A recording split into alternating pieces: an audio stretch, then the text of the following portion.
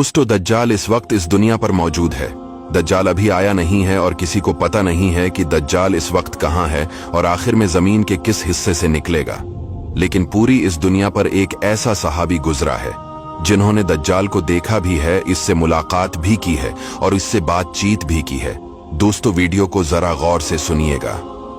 एक मर्तबा हमारे नबी सल्लल्लाहु अलैहि वसल्लम ने अचानक अपने सहाबा को जमा फरमाया और खतबा देने के लिए मेंबर पर तशरीफ फरमा हो गए और नबी करीम सल्लल्लाहु अलैहि वसल्लम ने फरमाया कि अमीमदारी ने मुझे बताया कि वो 30 अफराद थे और किश्ती में वो सफर कर रहे थे कि तूफान आ गया और वो भटक गए। तकरीबन महीना भर वो समंदर में घूमते रहे और एक दिन सूरज गुरूब होने के वक्त एक नामालूम ईलैंड पर वो पहुंचे। उन्हें वहां सयाह रंग की मखलूक नजर आई जिसके जिस्म पर बाल बहुत ज्यादा थे। उन्होंने उससे पूछा कि तुम कौन हो? उसने कहा, मैं जासूस हूं, और कहा कि हमें अपने बारे में कुछ बताओ। उसने कहा कि ना मैं तुम्हें कुछ बताऊंगा न तुमसे कुछ सुनूंगा।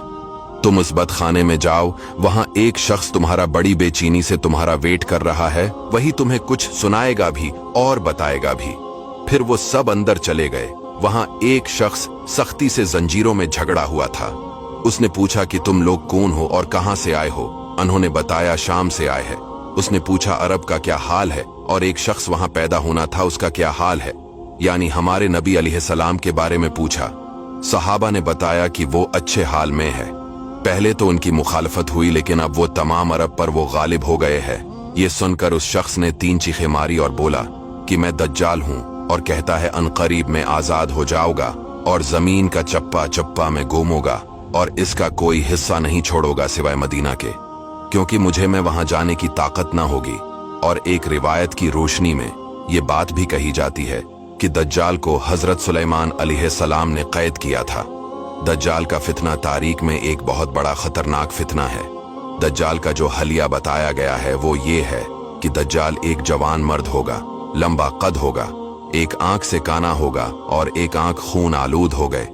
दज्जाल की पेशानी चौड़ी होगी और उसकी पेशानी पर लिखा होगा काफिर, जिसको हर मुसलमान पढ़ेगा और काफिर को नजर ना आएगा। दज्जाल के निकलने से पहले दुनिया बहुत बुरी हालत में होगी। इसके निकलने से पहले 3 साल पहले इस दुनिया में खशक साली फैली होगी। दीन के मामले में लोगों में कमजोरी पैदा हो चुकी होगी। तब दज्जाल ईस्ट साइड से अस्बहान या खुरासान शहर से निकलेगा और जमीन पर 40 दिन रहेगा, जिनमें से एक दिन 1 साल के बराबर होगा, दूसरा दिन महीने भर के बराबर होगा और तीसरे दिन हफ्ता के बराबर होगा। इस मद्दत में दज्जाल अपने गड्ढे पर सवार होकर सारी दुनिया का चक्कर लगाएगा। दज्जाल के इन फितनों की वजह से अहले ईमान सख्त परेशान और तंगी के आलम में भागकर दुखान नामी पहाड़ में पनाह लिए हुए होंगे। लेकिन दज्जाल उनका पीछा करके पहाड़ का गैरा करेगा। तब अल्लाह पाक हजरत ईसा अलैहिस्सलाम को नाजिल फरमाएगा। जब हजरत ईसा अलैहिस्सलाम इस दुनिया में आ जाएंगे तो उनको देखते ही दज्जाल ऐसे मेल्ट होगा जैसे पानी में नमक मेल्ट होता है। आप अलैहिस्सलाम दज्जाल को मकाम-ए-लित पर कत्ल करेंगे और उसके फॉलोअर्स में से किसी को भी जिंदा नहीं छोड़ेगा। ये फितना बहुत शदीद होगा।